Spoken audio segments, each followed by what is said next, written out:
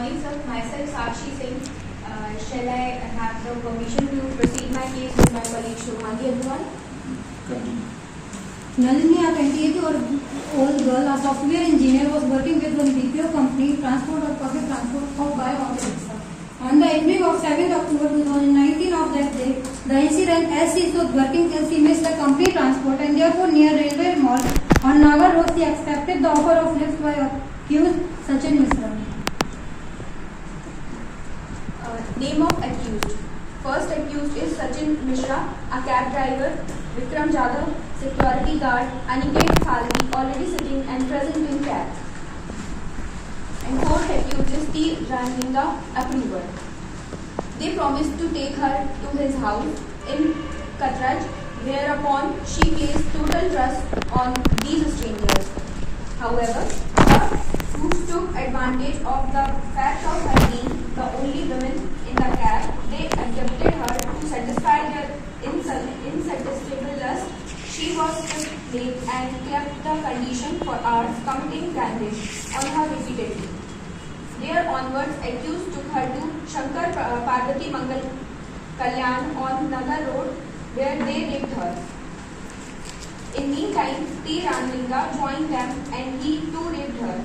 Then they drove to Dargah at Chandranagar, where before and further to Vada Fata by Martal Road, where they raped again. Therefore, they drove her to Gara Devi, where the Sachin Mishra, Vikram Jadhav, Aniket Salvi were there. All they killed her by first strangulating her by dupatta and then by crushing her face and head with heavy stones to her identify in order to destroy the evidence. They forcibly took Nalini's card and used it for withdrawing rupees 61,000 in Vimal Nagar area. They already dumped her body there before, stealing her jewellery and again used her ATM card to withdraw money at different places. Good morning, sir. I am Nilesh Raghav. Shall I defend the case from the accused side with my colleague Anushka? Sir, the accused Sachin Misra, Vikram Jadhav, Aniket Salvi and T. Ramlinga are innocent persons with good character and behavior. Sir, Sachin Misra is a simple cab driver and other is friend, and there are not any previous crime record against them. The prosecution imposed false allegations on the accused and the case story are fake.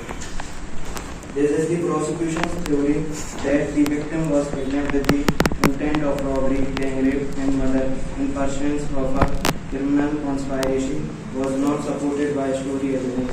This story is being made to trap my client. These are certain charges on accused. The trial court placed all the accused in the trial court Pune. All these accused in this case were held guilty for gang rape and murder, and all three accused were sentenced for death. Section 376 say punishment for causing death or resulting in persistent vegetative state of victim. Section 397 robbery or dacoity with attempt to cause death or grievous hurt.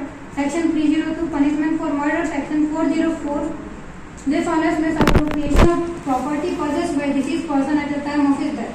Section 120B punishment for criminal conspiracy. Section 34 act done in furtherance of common intention. This terrible crime by order dated 20 July 2021 was T. Ramlinga. Approval was sentenced for 7 years imprisonment.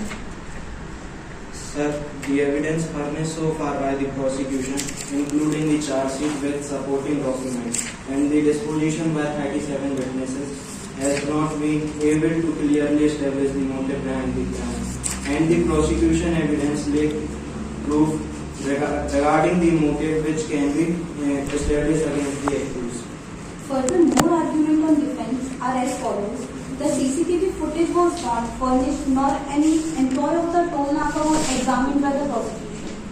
Even the CCTV camera of the bank ATM from where the accused are alleged to have used victim's debit card for effecting the withdrawal of money was not furnished to establish, and who made these withdrawal and at what time was not shown by the prosecution. The prosecution did not produce any CCTV footage of the toll naka near Indrani River from where the car in which accused carried the victim has passed on the night of the incident. The disposition by 37 witnesses has not been able to clearly establish the motive behind the crime against the accused. The fourth person, T. Ramalingan, was not present at the crime spot at the time and he was somewhere else when the crime was committed. As per section 11 of Indian Evidence Act, it shows the defense of alibi. I need to present some evidence, cases related to evidence from prosecution side. In the case of CCTV footage of Indrani River, there is no footage of the toll plaza here, which is near the Indrani River. But Nalini's purse and some items were found in the river during investigation. The motive behind this is that the crime of these accused were a criminal conspiracy to rape and wanted to seize Nalini's property and withdraw money from her, and to satisfy their insatiable lust. In case of money withdrawn from Nalini ATM, on the date of 7th October 2019, on the same day Nalini went missing, some cash was withdrawn from his account, and on the same it was clear that Nalini had no need of money at the same time. Sir, as the prosecution given the evidence such as the purse and some items of the Nalini which were found in the river during investigation, it is not clearly proved that who is accused because there are no items and articles from the accused side or related to accused. Sir, there are no specific evidence and no any statement of all 37 witnesses which are sufficient to prove the motive of accused.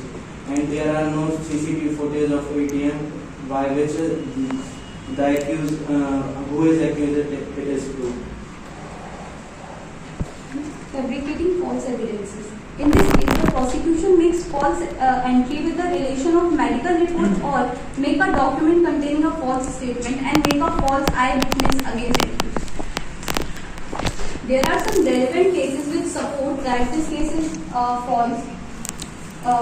First case is State of Punjab versus Gurmeet Singh and others. The Supreme Court acquitted Gurmeet Singh and others accused of rape and murder of a woman, highlighting inconsistency and contradiction in the prosecution's case. Second, Rajalis Raju versus State of Karnataka. The Karnataka High Court acquitted the accused Raja of rape cases due to lack of sufficient evidences and discrepancy in the victim's statement.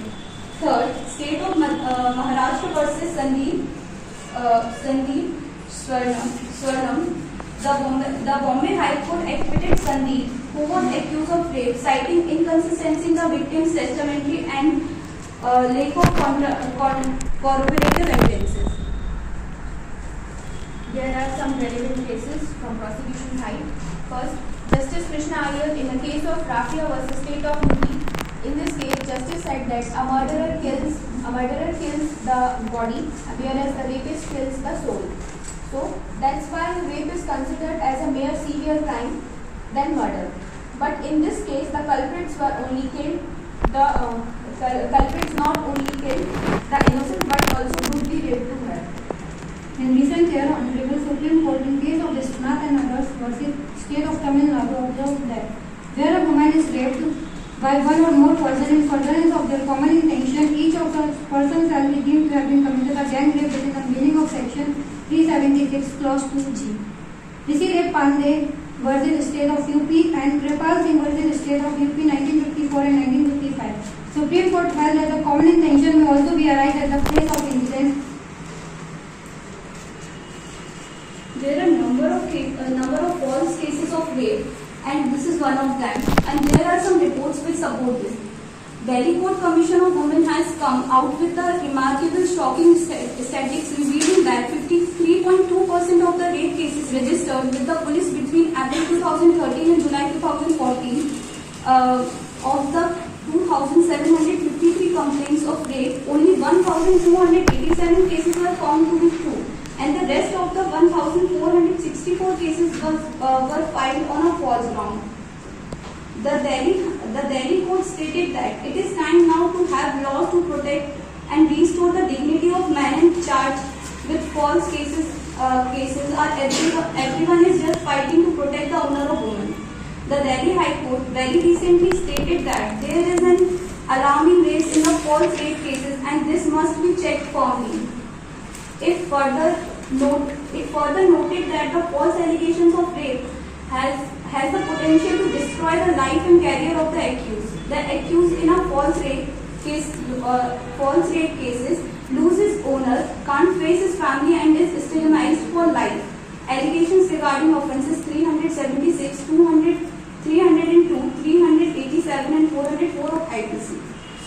Sir, in another incident, a woman in Madhya Pradesh falsely accused poor neighbor of the offence of gang rape, and her son-in-law were in a relationship and decided to frame their poor neighbor in 2014 because she did not along with them. During interrogation, the son-in-law confessed that he was in a relation with her complaint, and they filed a false case to implicate their neighbor who used to fight with them on tribunal issue.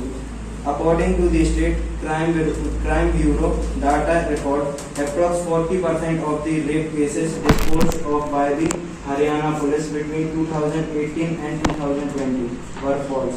The report says that between 2013 and 2014 of the 2,753 complaints of rape, only the 1,287 cases were found to be true, and the rest of the 1,464 cases were filed on false ground. There is a citation: a murder kills the body, whereas a rapist kills the soul. And the death of the Nalini clearly shows the heinousness of the offence, and the items found in the river has clearly shown the offence, and all the money which is withdrawn from the Nalini account, which she has no need to be withdrawn, has clearly shown the offence. And Sir, the offence are committed, but my client commit the offence is not proved.